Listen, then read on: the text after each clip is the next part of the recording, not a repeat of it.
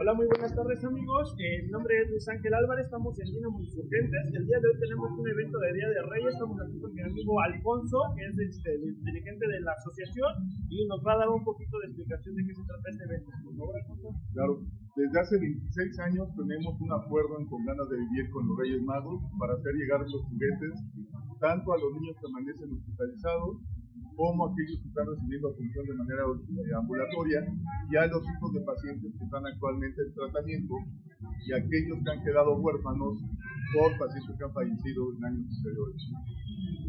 Muchas gracias, aquí los vamos a estar esperando. Cuando quieran participar, vamos a seguir teniendo eventos con la asociación, y bueno, para que nos sigan apoyando en este tipo de eventos que nos ayudan como sociedad. Muchas gracias amigos, y los esperamos.